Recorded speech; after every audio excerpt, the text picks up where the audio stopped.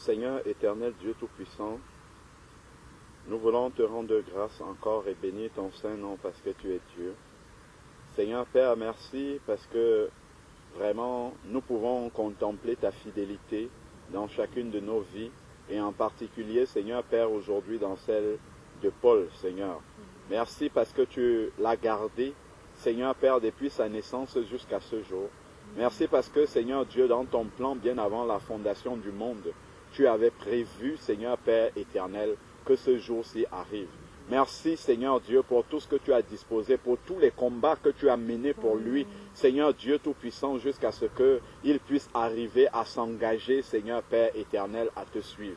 Père, nous te rendons grâce et nous te bénissons vraiment, Seigneur Père. Nous ne pouvons pas mesurer ce par quoi il est passé, Seigneur Dieu Tout-Puissant. Ce par quoi, Seigneur Dieu, tu l'as gardé, Seigneur Père, jusqu'à ce jour. Mais nous voulons simplement te dire merci du plus profond de notre cœur, Seigneur Père éternel. Car nous savons, nous mesurons à peu près, Seigneur Dieu Tout-Puissant, ce que vaut une âme, Seigneur Père. Nous ne pouvons même pas mesurer, mais nous en avons, Seigneur Dieu, une petite idée simplement. Mais Seigneur Dieu, nous voulons te dire merci. Merci pour cette âme que tu as attirée à toi, Seigneur Père éternel. Seigneur Dieu, conduis sa vie dans tous les détails, comme tu as commencé à le faire depuis l'instant où il a entendu pour la première fois, Seigneur Dieu, ton appel. Seigneur Dieu Tout-Puissant, conduis sa vie dans tous les détails. Nous te bénissons encore. Donne-nous de pouvoir être une bénédiction pour lui, Seigneur Père, d'être un soutien pour lui, Seigneur Dieu Tout-Puissant, dans sa marche, dans son engagement avec toi, Seigneur Père, que rien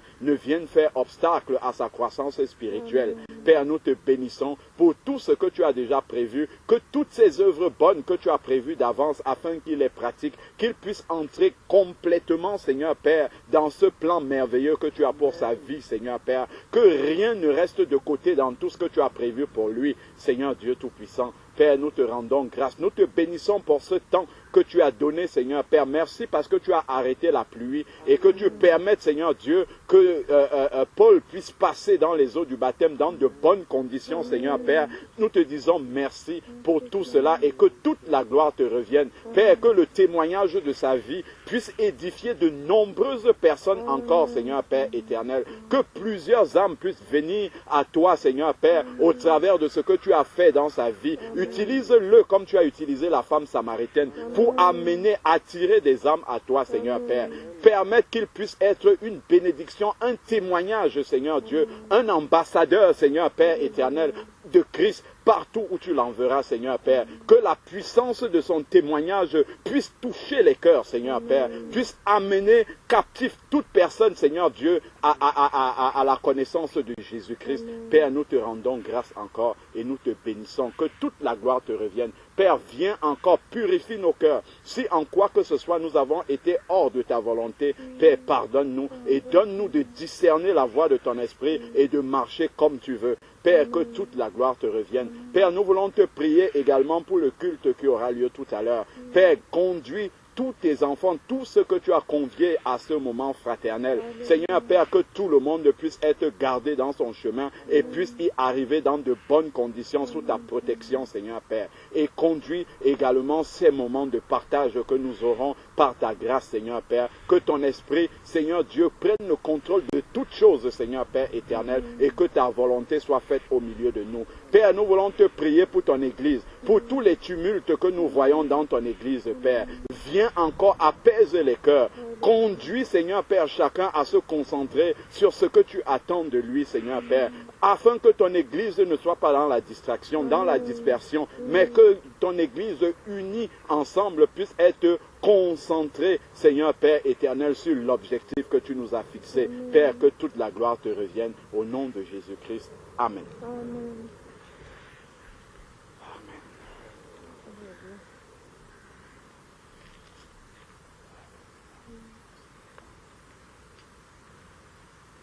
Frère Joshua avait quelque chose à partager. Bon, bien, je vais venir.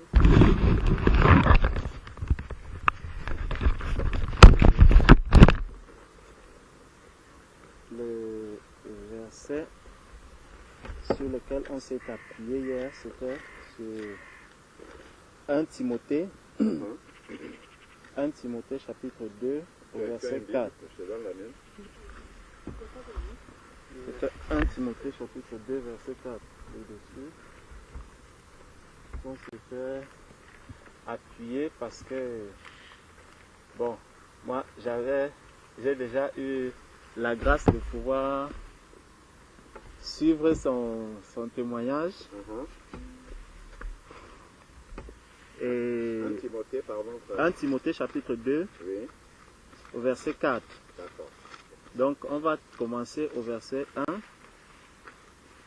où l'apôtre Paul exhorte l'Église en disant: j'exhorte donc avant toute chose à faire des prières, des supplications, des requêtes, des actions de grâce pour tous les hommes. Amen. Donc nous voyons quand il dit que nous devons prier pour tous les hommes, il y a bien une raison, il y a un but qui est visé, et c'est pour cela que lorsqu'il donne son exhortation, il dit: avant toute chose, j'exhorte donc avant toute chose à faire des prières, des supplications, des requêtes, des actions de grâce pour tous les hommes, donc sans exception. Il n'enlève aucun homme. Dans tous les hommes, il va commencer donc à citer quelques-uns, mais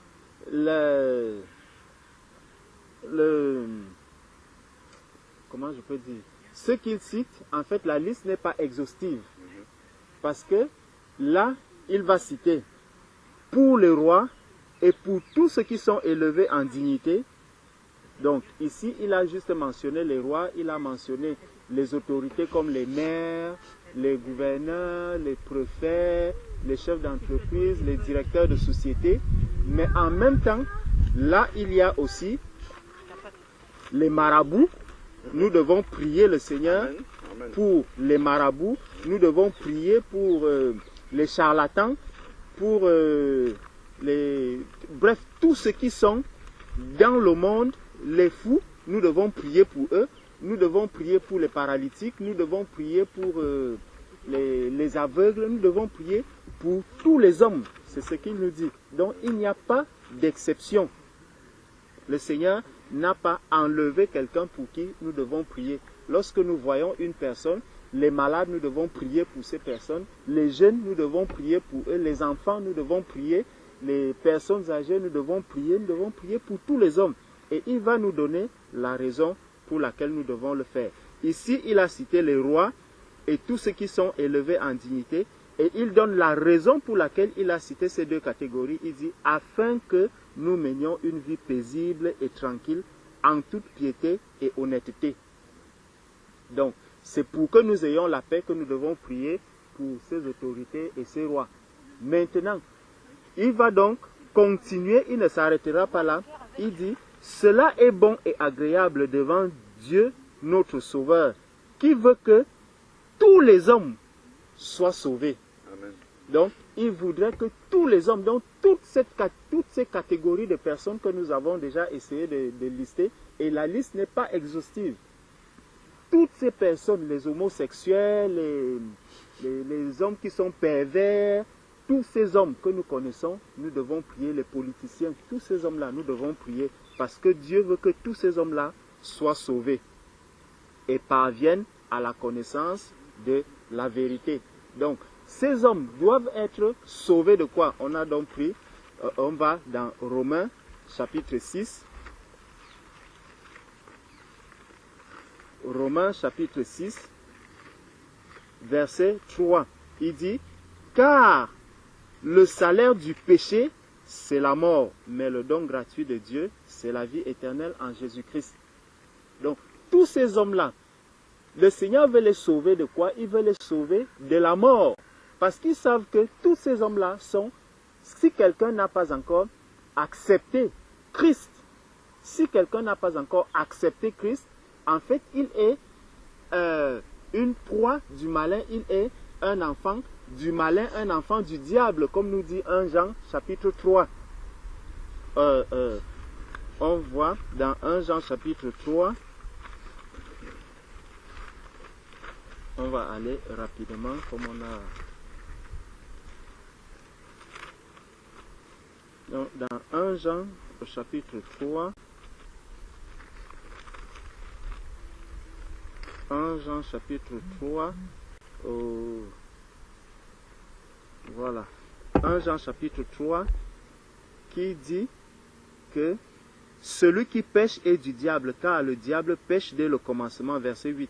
Celui qui pêche est du diable, car le diable pêche dès le commencement. Le Fils de Dieu a apparu afin de détruire les œuvres du diable. Donc, le Seigneur vient sauver de la mort ceux qui sont du diable. Donc, lorsque Jésus vient détruire les œuvres que le diable a accomplies dans la vie d'un être humain. Tous ceux qui n'ont pas encore accepté le Seigneur sont enfants du diable. Donc, les œuvres qu'ils accomplissent, ils vivent la vie, en fait, la vie du diable. Donc, ils présentent la vie du diable.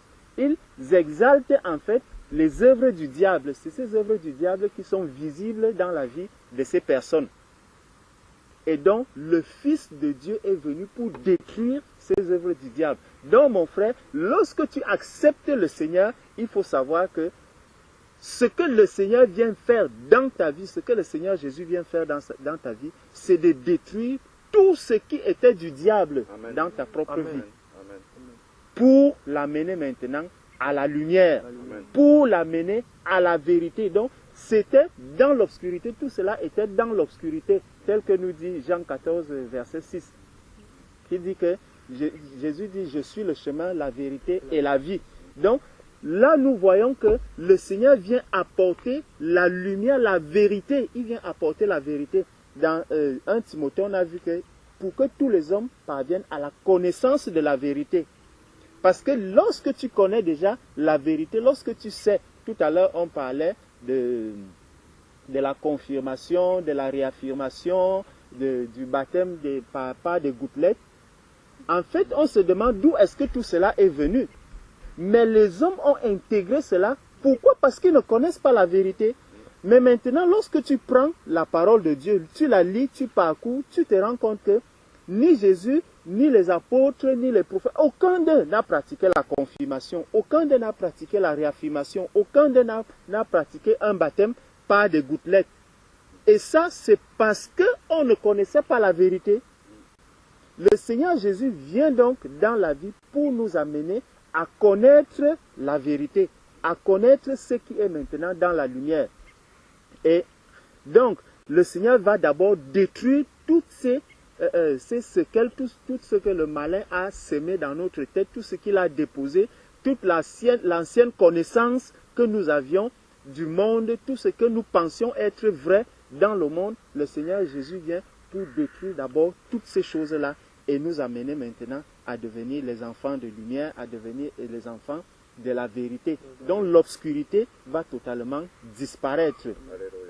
Et le Seigneur va donc nous dire dans Hébreux 3, il va dire dans Hébreux chapitre 3, on a Hébreux chapitre 3 verset 6, Hébreux chapitre 3 verset 6, où il nous dit que mais Christ, bon, si nous prenons à partir du verset 5, à partir du verset 4, chaque maison est construite par quelqu'un, mais celui qui a construit toute chose, c'est Dieu. Bon. Donc il dit que la maison est construite par quelqu'un. Il y a quelqu'un qui construit toujours une maison, mais la maison est celui qui a construit toute chose, c'est Dieu. Pour Moïse, il a été fidèle dans toute la maison de Dieu comme serviteur pour rendre témoignage de ce qui devait être annoncé. Mais Christ l'est comme fils sur sa maison. Et sa maison, c'est nous. Donc, nous sommes la maison de Christ. Bon, puisque Christ est donc, nous sommes donc la maison de Christ, ça veut dire que nous ne sommes que, quand on regarde un peu, voilà une maison là devant nous. Quand tu regardes cette maison, tu ne peux pas dire que la maison qui est la pêche. Mais quand l'être humain va parler, il va dire, les hommes qui vivent dans cette maison sont des pécheurs. les habitants de cette maison, dans cette maison, quand tu vois une maison, tu vas dire, ah, ça c'est la maison d'un féman. Tu ne vas pas dire que cette maison-ci c'est une fée maison, non. Ou que c'est une maison, une vol maison, non. Mais on va dire que celui-ci c'est un voleur, celui qui habite cette maison est un voleur. Et on nous dit donc dans 1 Jean que Christ est venu pour détruire les œuvres du diable. Donc, nous étions la maison de quelqu'un.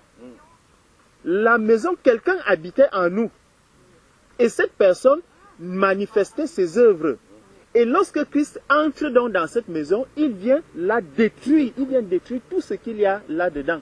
C'est comme si on nous dit, la maison là, il y a des braqueurs qui habitent cette maison. Lorsque la police va arriver, la police vient faire quoi? Elle vient mettre tout sens dessus-dessous pour enlever, pour ramasser tout ce qui a été volé, l'amener. Et là, la maison est purifiée. Celui qui était même là, si on l'attrape, si on le prend, on va le prendre, on le met en prison. Donc on dégage, on nettoie toute la maison. Et Christ vient exactement faire la même chose dans notre vie.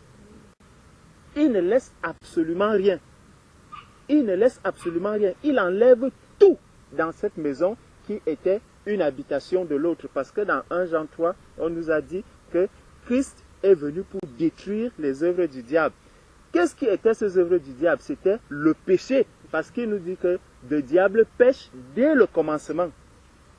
Donc ceux qui n'ont pas encore accepté Christ sont dans le péché et ils vivent. Comme ils vivent dans le péché, alors cette habitation était l'habitation de celui qui était dans le péché depuis le commencement. Donc c'était une habitation du diable. Il vient donc faire de nous maintenant sa maison. Et comme nous sommes devenus la maison de Christ, tu ne peux pas dire à cette maison que déplace-toi de là où tu es là. Cette maison. La maison ne peut pas se déplacer. Tu vois?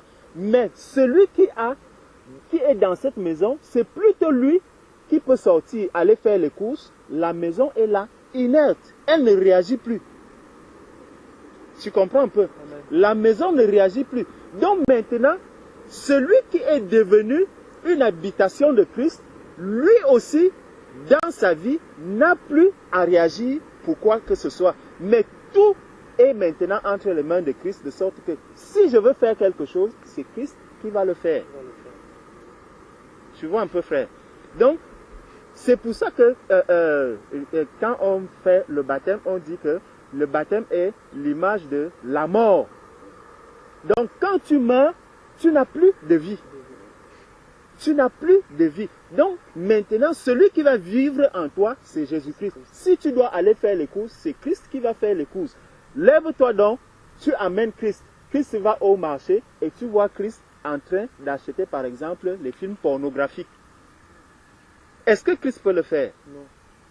Tu prends donc Christ, tu arrives, tu prends Christ, tu l'amènes peut-être dans un endroit, je ne sais pas, dans une boîte de nuit, et tu vois Christ en train de danser, en train de faire telle ou telle chose, en train de draguer les femmes à gauche, à droite.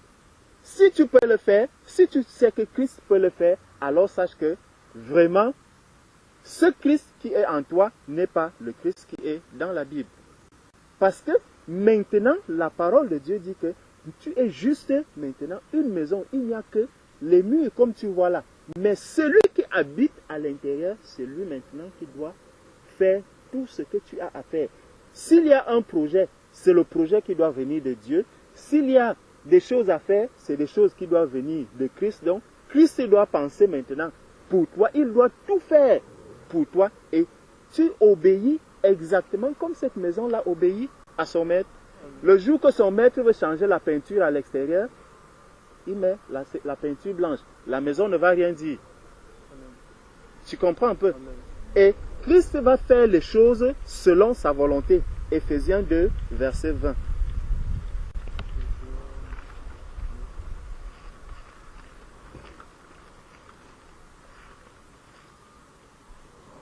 Éphésiens 2, verset 20, nous dit que vous avez été édifiés sur le fondement des apôtres et des prophètes, Jésus-Christ lui-même étant la pierre angulaire. Donc, je m'appuie maintenant sur Jésus-Christ. lorsque je veux faire quelque chose, je regarde, est-ce que les apôtres ont fait cela? Est-ce que les prophètes ont fait cela? Est-ce que Jésus-Christ a fait cela? Quand on regarde le baptême, sur ce verset-ci, vous avez édifié sur le fondement des apôtres et des prophètes, Jésus-Christ étant la pierre angulaire. Jésus-Christ s'est levé de ses propres pieds. On nous dit qu'il est parti de la Galilée pour aller au Jourdain, rencontrer Jean-Baptiste. Il est passé dans les eaux du baptême. Donc, j'ai un modèle dans la Bible qui me montre comment est-ce que Jésus a fait pour passer dans les eaux du baptême. Et c'est pour cela que nous aussi, on va te prendre et te plonger dans les eaux, comme Jésus-Christ a fait. Donc tout ce que nous faisons, nous devons le faire sur le modèle qui est dans la Bible. Les prophètes, les apôtres, sur Jésus-Christ. Nous nous appuyons dessus.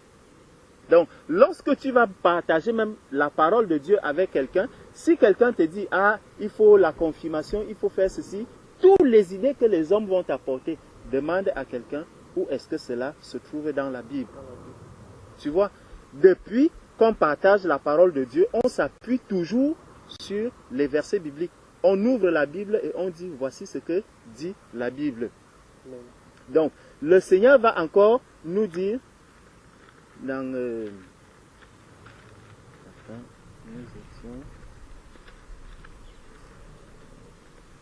dans 1 Corinthiens chapitre 3 verset 16.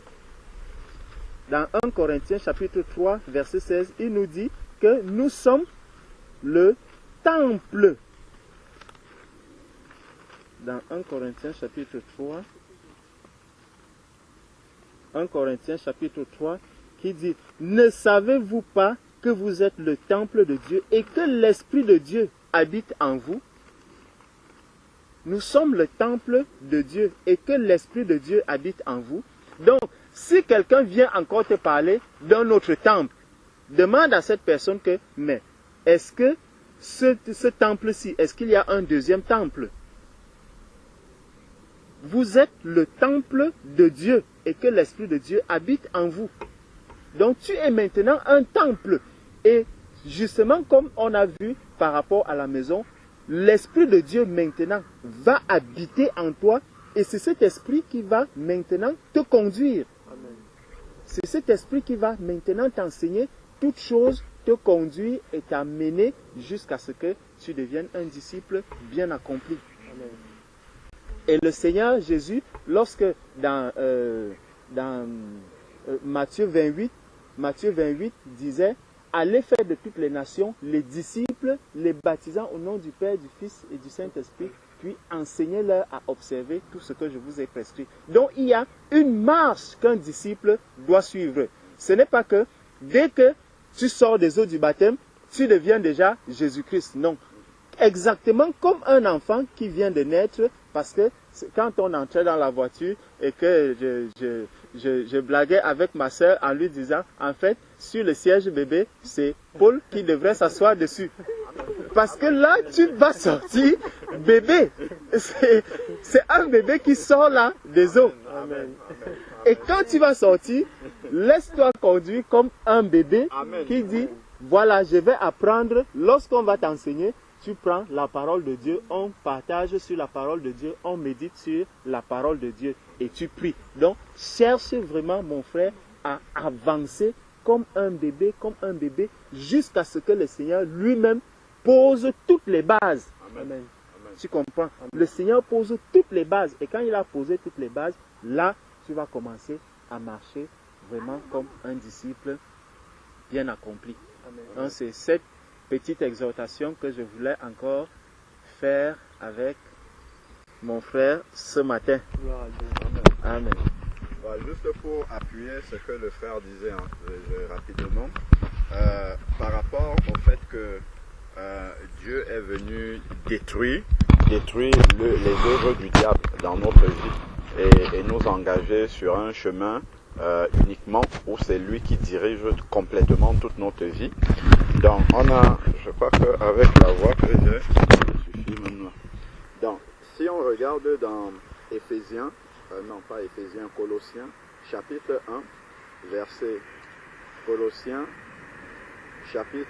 1, verset 13, c'est important de garder des versets comme celui qu'on va lire là, parce que, comme on le disait tout à l'heure sur le chemin là en venant, en fait, lorsque le Seigneur vient et qu'il te délivre comme ça, parce que avant tu étais la propriété d'un maître, qui était le diable. Le Seigneur est venu, il t'a racheté par son sang et il t'a repris des mains de cet ancien propriétaire-là. Mais cet ancien propriétaire-là ne l'entend pas de cette voie-là. Il va essayer de venir te récupérer pour te ramener là-bas.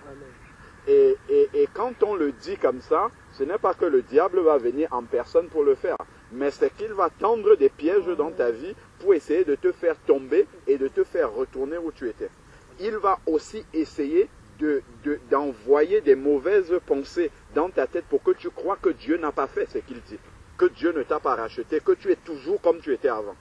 Et c'est justement la parole de Dieu en t'accrochant sur les promesses, sur les vérités que Dieu dit qu'il a fait pour ceux qui sont nés de nouveau, qui ont obéi. C'est là-dessus que tu vas t'appuyer pour balayer toutes ces mauvaises pensées-là du revers de la main et dire je suis réellement une nouvelle créature. Dieu a fait toutes choses nouvelles dans ma vie. Il n'y a plus rien de ma vie ancienne qui est encore dans la nouvelle vie. Parce que quand quelqu'un meurt, on l'enterre, il reste vraiment complètement à l'intérieur de l'eau. Et c'est une nouvelle personne qui ressort. Et c'est important vraiment qu'il y ait cette conviction-là dans ton cœur. Parce que c'est à partir de là, en fait, que tu vas réfuter beaucoup de choses. Tu vas voir, il y a des choses de ton passé qui vont venir. En réalité, c'est le diable qui fait ça.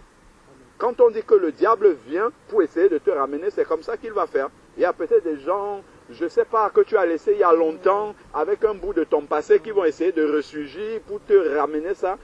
Pour que tu aies du remords par rapport à ça, pour que tu te retrouves encore dans les choses de ta vie d'avant, ou même que tu sois dans la culpabilité. Ah, j'avais fait ça. Oh, est-ce que Dieu peut accepter un gars comme moi? Regarde tout ce que j'ai fait, c'est pas bon. Ainsi de suite. Et tout ça, en fait, c'est le diable qui essaye de te freiner pour que tu ne t'épanouisses pas complètement en Christ. Pour que tu ne prennes pas complètement la nouvelle vie, ce pardon-là comme étant un cadeau. Aucun d'entre nous n'a mérité. Personne d'entre nous, quand nous regardons notre ancienne vie, on n'a rien fait pour que Dieu puisse blanchir nos péchés. Personne. Ésaïe 1, verset 18 dit, « Venons et plaidons, même si nos péchés sont comme le cramoisi, ils deviendront blancs comme neige. » Pas parce qu'on a fait quelque chose, juste on a demandé pardon et on est venu d'un cœur sincère et Dieu a effacé. Et la Bible nous dit dans Ésaïe 43, verset 25, que quand il efface, il ne s'en souvient plus. Donc ce n'est pas nous qui devons encore nous en souvenir. Mais le diable, lui, va faire exactement le contraire. C'est que le diable se souvient toujours de nos péchés. Il se souvient toujours de notre vie passée. Et il essaye de nous culpabiliser avec ça. Soit par des personnes qui vont venir nous en parler, soit par des événements par lesquels il va nous faire passer pour que nous nous disions que non, vraiment, finalement, c'était un leurre. Le Seigneur n'a pas fait ce qu'on dit là. Moi, je vois ma vie, elle n'a pas changé. Je ne vois rien qui a changé depuis que je suis sorti des eaux. Ça, c'est le diable qui fait ça. Alors que Dieu est peut-être en train de te conduire dans un chemin. Quand on voit le peuple, quand ils sont sortis, quand ils ont traversé la mer Rouge, de l'autre côté, c'était un désert. Mais Dieu était avec eux dans le désert. Dieu ne les a pas abandonnés seuls. Allez, hop, les Égyptiens allaient les trouver dans le désert. Non, Dieu était avec eux dans le désert. Parce que c'est un nouvel apprentissage maintenant. Donc, il y aura des épreuves dans ta vie, mais ça ne ressemble plus aux difficultés que tu avais avant de tout ce que le diable faisait dans ta vie. Ça n'a plus rien à voir en fait. C'est-à-dire que dans le nouveau chemin que Dieu va avoir avec toi, il va avoir beaucoup de bénédictions, il va avoir aussi des épreuves. Et ces épreuves-là ont pour but un but de formation en fait. Pour que tu sois un disciple accompli et que ta foi soit affermie dans la parole de Dieu. Dieu va vouloir que tu crois sans avoir vu. Et c'est une fois que tu auras cru, lorsque le Seigneur sait que maintenant, de toute manière, Paul croit. Même s'il n'a pas encore vu, il croit déjà. Là, Dieu va accomplir maintenant. Il va te dire, allez, hop, parce que Dieu nous aime et il nous donne ce dont on a besoin. Il va le donner parce qu'il sait qu'on n'a même plus besoin. Même si on n'avait pas vu, on aurait cru. Tu vois, mais avant ça, il y a d'abord tout ce travail-là pour nous amener dans la foi. Une fois qu'on a compris, les choses vont s'ouvrir, les portes vont s'ouvrir, ainsi de suite. Et Dieu va restaurer beaucoup de choses dans notre vie. Souvent, On peut naître de nouveau, on est très pressé parce que, bon, on nous a dit que quand Dieu vient dans une vie rétablie, oui, spirituellement, il fait tout cela. Mais après, nous entrons dans une école avec lui. Dans la vie concrète, la vie pratique des choses, Dieu va restaurer chaque chose de notre vie pratique de tous les jours, de manière, selon son agenda, en fait. Parce que tout en restaurant comme ça, il fait un travail de construction de notre foi, en fait. Parce que si Dieu, dès que tu sors des eaux du baptême là, allez, si tu n'avais pas de travail, tu as un travail tout de suite, tu as une belle maison, mais finalement, Dieu, ce n'est plus la peine, tu vois. Mais Dieu, avant de te donner chaque chose dans ta vie, il va prendre la peine de t'enseigner parce que tu es son enfant en fait. S'il te les donne comme ça, tu vas être soit un enfant gâté, un enfant ingrat. Regarde un peu les enfants de beaucoup de personnes qui sont nantis, qui ont le pouvoir. Je ne dis pas que tous sont comme ça, mais ceux qui ont négligé d'éduquer réellement ces enfants-là, ces enfants en fait ont du mal à reconnaître la valeur des choses. Tu vas voir l'enfant d'un président de la République, on va te dire qu'il prend un taxi pour faire 2 kilomètres, il dépense 400-500 euros. Parce qu'il n'a pas la notion, alors qu'il y a des familles qui font des mois sans manger. Il est déconnecté de cette réalité. Il est un enfant gâté. Et Dieu ne veut pas nous éduquer de cette façon-là. Donc, c'est dans le but de nous construire comme ça que Dieu permet que souvent, il retarde certaines choses, certains accomplissements, certaines bénédictions qu'on lui a demandées, il retarde parce qu'il faut qu'en nous les donnant, que nous soyons préparés déjà à recevoir cette bénédiction sans qu'elle ne soit une occasion de chute dans notre vie avec lui. Et qu'elle apporte la foi également, que cette chose-là soit plutôt un sujet d'action de grâce et de témoignage de la fidélité de Dieu dans notre vie. Et non comme, on va devenir, bon Seigneur, tu m'as déjà donné ça, ok, ça c'est bon, je veux maintenant ça, je veux encore ça, ainsi, comme les enfants gâtés de ces personnes-là. Donc, et Dieu ne veut pas faire ça de nous. Il veut faire vraiment des enfants adultes, des enfants responsables, des enfants qui savent que tout ce que Dieu nous donne, ça a coûté à son Fils Jésus-Christ à la croix. Toutes les bénédictions que nous avons pas héritées, ça vient de l'héritage qui découle de la croix. Et Dieu veut que nous en soyons conscients. Que ces choses-là ne sont pas en claquant les doigts comme ça. Parce que tout ce que nous méritions, c'était l'enfer, depuis le péché d'Adam et Ève. C'est ça qu'on méritait, de vivre loin de Dieu, parce que Dieu est saint. Mais grâce au sacrifice de Jésus à la croix, il faut qu'on mesure que c'est par cela que nous pouvons demander, même nous approcher de Dieu pour demander telle ou telle chose. Et que notre foi soit construite comme ça au fur et à mesure. Parce que c'est au fur et à mesure de notre marche avec le Seigneur qu'il construit cette foi-là en nous et qu'elle soit bâtie complètement en Dieu. Donc il faut prendre vraiment, comme Jacques le dit, les diverses épreuves comme un sujet de joie, de réjouissance. Pourquoi? Parce que Dieu est en train de construire quelque chose. Parce que Dieu est en train de faire un travail et ce travail-là n'est jamais vain. C'est pour notre bien en fait que Dieu le fait. Donc c'est vraiment important de discerner qu'il y aura souvent des tribulations dans ta vie. Il y aura des choses qui vont vouloir ressembler en apparence aux difficultés que tu avais dans ta vie d'avant. Mais ce n'est pas du tout la même chose. Pas du tout. Avant, le diable faisait des choses dans ta vie. Maintenant, Dieu permet certaines choses dans ta vie pour faire un travail. Et il faut faire cette différence-là. Il ne faut pas accepter que le diable continue à te culpabiliser comme si Dieu n'avait rien fait dans ta vie. Au contraire. Donc, il dit dans Colossiens 1, que nous étions en train d'aller lire, verset 13, c'était vraiment pour expliquer l'importance de garder des versets comme celui qu'on va lire là dans ton cœur, que ça ne te quitte jamais, pour que tu demeures toujours ferme, quelles que soient les mauvaises pensées avec lesquelles le diable va venir et vouloir t'assaillir. Parce qu'après le baptême, il y a un combat spirituel qui continue. C'est un combat spirituel dans la pensée. Le diable essaye de nous faire croire qu'il ne s'est rien passé. Donc, il nous a délivrés. Ça, c'est ce que Jésus a fait pour chacun qui s'est engagé avec lui. Il nous a délivrés du pouvoir des ténèbres. Le pouvoir des ténèbres, c'était comme le frère l'expliquait tout à l'heure, le propriétaire de la maison, il était là-dedans. Dieu est venu le déloger d'abord. Il faut qu'il sorte pour que l'Esprit de Dieu vienne. L'Esprit de Dieu ne peut pas, nous ne pouvons pas être en même temps le temple de Dieu et le temple du diable. Ce n'est pas possible. Dieu va d'abord venir déloger, c'est ce qu'il a écrit là, il nous a délivrés du pouvoir des ténèbres. C'est ça qu'il a fait. Il a fait sortir l'ancien propriétaire. Il a racheté la maison par le prix du sang versé à la croix et ensuite il est venu s'installer là-dedans. C'est ce qui s'est passé. Et ça c'est vrai pour toi, c'est vrai pour chacun d'entre nous. Il nous a délivrés du pouvoir des ténèbres et il ne nous a pas laissé là. Il nous a pris et il nous a transportés dans le royaume du Fils de son amour, de son Fils bien-aimé. C'est là que tu es assis désormais. C'est pour cela que tout ce que tu vivais comme tribulation, que le diable avait semé, quand on dit le diable, souvent, on dit le diable, après quelqu'un va venir, oh, dans ta famille, on avait fait ça, on avait bloqué les enfants pour qu'ils ne réussissent pas. Tout ça, c'est terminé, ça fait partie de la liste là. C'est fini. Amen. Ils n'ont plus aucun contrôle sur ta vie. Parce que si on dit que les péchés de nos parents ou de nos ancêtres influent sur notre vie, ça veut dire que Dieu n'a plus le contrôle. Ça veut dire que Dieu n'a pas un plan pour notre vie. Pour ceux qui sont nés de nouveau.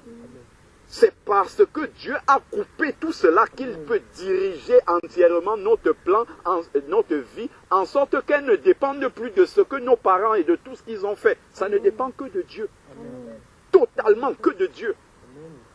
Donc il ne faut pas qu'un blocage que tu vas rencontrer dans ta vie, au lieu de descendre à genoux dans la prière pour dire Seigneur, qu'est-ce que tu veux m'enseigner? Qu'est-ce que je dois comprendre par là? Qu'est-ce qui m'arrive? Tu commences à chercher, oh, qu'est-ce que mon grand-père avait fait? Qu'est-ce que ma grand-mère avait fait? Non, ça c'est le diable qui veut te retenir encore pour te perdre du temps avec ça. Le Seigneur a fait mourir la vie ancienne avec ce que la grand-mère avait fait, le grand-père, tout ça c'est resté là-bas dans l'eau. C'est coupé complètement. C'est pas comme si tu vas sortir là encore avec les trucs du grand-père de la grand-mère. Ça veut dire que ce ne serait pas la nouvelle naissance. Ça serait une...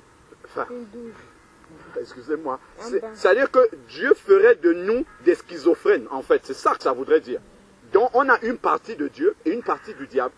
Une partie de Dieu et une partie de notre ancien, nous, avec ce que notre famille a fait, ainsi de suite, nos parents, ainsi de suite. Dieu nous laisserait sortir de l'eau avec ça. Non, non. Il fait mourir, rester complet. C'est pour ça que le verset 2 Corinthiens 5, verset 17 est très, très capital. On confesse ça, mais après, dans la pratique, souvent, on se retrouve encore, c'est comme si ce verset-là n'était pas vrai. La Bible dit que si quelqu'un est en Christ, il est une nouvelle créature. Les choses anciennes, normalement quand il dit qu'il est une nouvelle créature, ça devrait suffire. Mais le Seigneur, il sait que la tête réfléchit encore. Il explique ce que ça veut dire. Il dit les choses anciennes sont passées. Et il ne dit pas certaines choses sont devenues nouvelles. Il dit toutes choses sont devenues nouvelles. C'est un verset à prendre par la foi, mes frères et sœurs. C'est par la foi qu'il faut prendre ça. Il faut se dire, je prends cela par la foi. C'est la vérité, toutes choses sont nouvelles. C'est vrai maintenant pour moi. Maintenant, si je vois encore des choses qui sont là dans ma vie, qui traînent encore, c'est un travail que Dieu veut faire. Il ne faut pas aller chercher l'explication dans notre vie ancienne. Non. C'est un travail que Dieu veut faire. Que cette vérité spirituelle qu'il a accomplie par notre nouvelle naissance, pour qu'elles deviennent pratiques maintenant, il a des choses à nous enseigner. C'est pour ça qu'elles sont là. Et là maintenant, je dois demander, non pas aller chercher la responsabilité sur les autres, sur les parents, sur moi-même maintenant. Quelqu'un va dire, oh, dans notre famille, les gens sont très colériques. Ça n'a rien à voir avec le Seigneur. Dès que je sors des eaux du baptême, je ne suis pas colérique au nom de Jésus. Je suis une nouvelle personne, complètement nouvelle. Si je vois la colère se manifester, je dois dire, Seigneur, ça c'est une œuvre de la chair qui est là dans le temple nouveau du Saint-Esprit que je suis. Ça ne doit pas être. J'ai la victoire sur le péché. Le péché est mort dans ma vie. Et c'est comme ça que je vais prendre la victoire. Mais si je reste là, je dis, oh, bon, les gens, eux, ils sont toujours tristes comme ça dans ma famille. Les femmes ne se sont jamais mariées. Je ne sais pas moi, les femmes ont du mal à accoucher, donc moi aussi, je ne vais pas... Non! Non! Un enfant de Dieu ne doit pas confesser ça. Ça fait partie, comme je te disais, frère, je nous disais tout à l'heure, ça fait partie des choses que l'ennemi vient nous faire croire qu'ils sont encore vraies dans notre vie. Et seul prendre la parole de Dieu par la foi nous permet de renverser tout cela. Amen. Complètement. De dire, le jour, si je suis déjà né de nouveau, le jour où je m'étais engagé avec le Seigneur, je suis devenu une nouvelle créature et toutes les choses anciennes sont passées. Rien, je ne suis venu dans la nouvelle vie avec le Seigneur, avec rien du tout. Si on devait venir avec des choses de l'ancienne vie, Dieu ne peut pas, dans ce verset c'est écrit, il nous a transportés dans le royaume du Fils de son amour. Va-t-il nous accepter dans le royaume de Dieu avec toutes ces choses-là, la grand-mère, la sorcellerie des ancêtres et tout ça, monter là? Non, pas du tout, du tout, du tout. Il prend le soin de nous délivrer d'abord, de nous détacher de ça. Amen. Parce que ça ne peut pas entrer dans son royaume. Ça ne peut pas entrer dans le royaume du Fils de son amour.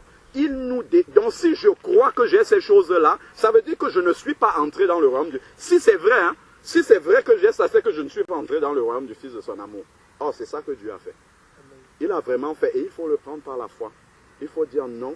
Maintenant, tout ce que ma famille disait, toi tu es un cancre, tu ne feras jamais rien de ta vie. Ça c'est une malédiction que Dieu a coupée complètement.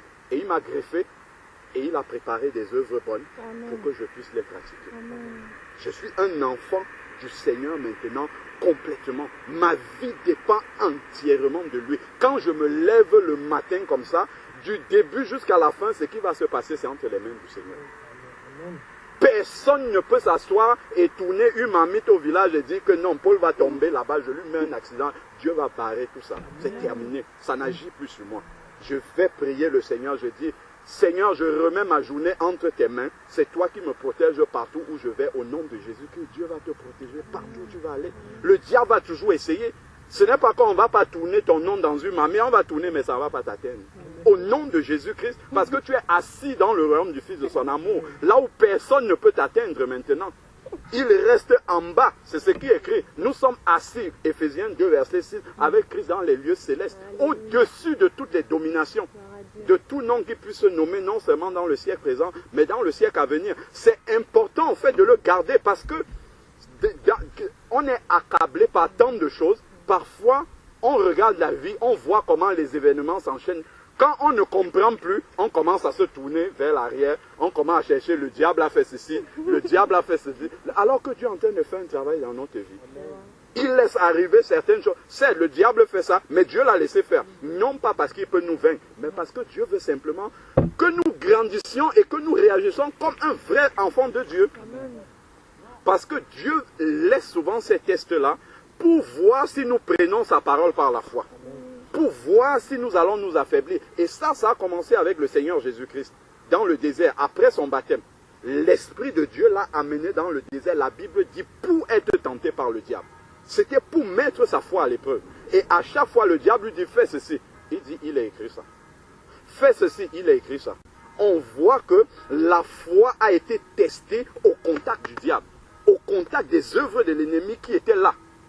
C'est là que la foi réelle de Jésus-Christ s'est révélée. Et Jésus est le chemin. C'est ça que le frère a cité tout à l'heure. Jean 14, verset 6. Il est le chemin. Donc s'il est passé par ce chemin, il n'est pas passé seulement par le baptême et puis il a commencé à prêcher. Non, il est passé par le baptême. Ensuite, il est allé dans le désert. Et comme il est le chemin, c'est la même chose que nous allons suivre. Nous passons par le baptême et après nous allons aller dans le désert pour la formation. Pour que le diable lui-même réalise que maintenant il est vaincu dans notre vie. Il est vaincu, il faut qu'il le sache. Et nous devons confesser ça par la parole de Dieu. Par la parole, quand il vient avec tout ça, il est écrit que je suis une nouvelle créature. Il est écrit que tu n'as plus d'autorité dans ma vie. Il est écrit que toi, tu ne peux plus faire en sorte que je réagisse comme je réagissais avant. C'est terminé parce que l'Esprit de Dieu habite en moi. Et à cause de cet esprit, grâce à cet Esprit qui habite en moi, je suis une nouvelle personne qui peut réagir comme Jésus a réagi. Donc c'est de cette manière-là, en fait, et à la fin, Jésus va dire au diable, maintenant, après avoir fait tout ça, retire-toi. Et il va se retirer, tu auras la même autorité. Quand le diable aura fait tout ça, après tu dis, oh, au nom de Jésus, maintenant, sors de ma vie. Ne viens même plus dans le périmètre de ma vie, il va partir. Pourquoi? Parce que l'Esprit de Dieu qui habite en toi commande le diable de partir. tu as cette autorité. Je vous ai donné le pouvoir de marcher sur les serpents, sur les scorpions et sur toute la puissance de l'ennemi et rien ne pourra vous nuire. C'est écrit dans la parole de Dieu. C'est à prendre par la foi. Quand l'ennemi va venir avec toutes ces pensées-là, s'il faut se rappeler de ces versets, Luc 10, verset 19, j'ai cette autorité-là. Je ne suis pas un enfant de Dieu de seconde zone. Ça n'existe pas avec le Seigneur. C'est le même esprit qui donne à tous ses enfants. C'est le même. Ce n'est pas maintenant. Il faut attacher la foi à tout ce que le Seigneur nous donne. Pour voir ces choses-là s'accomplir. Le Seigneur dit qu'il te sera fait selon ta foi. Celui qui a la foi dans cette parole-là, il voit l'accomplissement dans sa vie de manière pratique. Et il a une autorité réelle sur le diable de manière pratique dans sa vie. Mais s'il laisse un peu le diable le dominer dans les pensées, le diable ne va rien faire, mais il va te maintenir comme un prisonnier qui est assis dans la prison, la porte est ouverte, mais il a peur de sortir. Alors qu'il peut sortir, rien ne l'empêche de sortir. Et c'est un peu comme ça que le diable nous maintient encore dans une certaine captivité. Nous ne sommes pas captifs parce que l'Esprit de Dieu habite en nous. Il sait qu'il ne peut rien faire, mais par ses mensonges, il va nous détenir comme ça dans la prison. On aura peur de faire des choses alors que le Seigneur a déjà ouvert la porte des pieds. On peut sortir, partir, personne ne va rien nous dire. Le diable ne pourra rien dire parce qu'il n'a pas d'autorité sur nous. Donc vraiment que le Seigneur te bénisse et vraiment te conduise à prendre toutes ces paroles-là qu'on a dit par la foi et que rien ne vienne plus te déstabiliser de ta vie passée, de ton parcours. C'est fini. C'est fini. Tu es libre maintenant au nom de Jésus. Toute ta vie passée, si tu dois en parler, si tu dois t'en souvenir, ça doit simplement être un témoignage pour édifier les autres. Et dire que même quand je ne connaissais pas le Seigneur, il me mettait déjà à part. S'il n'a pas permis que je sois dans telle situation difficile, que je ne meure pas, c'est parce qu'il avait prévu déjà un chemin pour moi. Il y avait un chemin de salut déjà dans le plan de Dieu pour moi. Et Dieu a manifesté sa fidélité, il a accompli ce plan-là pour moi. Donc c'est vraiment cet encouragement-là que je voulais te donner, mon frère, qu'en sortant des eaux du baptême, que cette flamme-là que le Seigneur a allumée dans ton cœur, qu'elle puisse vraiment continuer à grandir et que tu puisses également être une bénédiction pour d'autres personnes. Parce que le Seigneur, quand il sauve comme ça, c'est une lampe qu'il allume. Il allume pour qu'elle puisse éclairer d'autres personnes. C'est une chaîne qu'il fait. Il ne faut pas rompre la chaîne. Il faut continuer à ramener d'autres personnes sur cette chaîne-là. Donc c'est vraiment important que Dieu te bénisse abondamment et nous bénisse tous. Amen.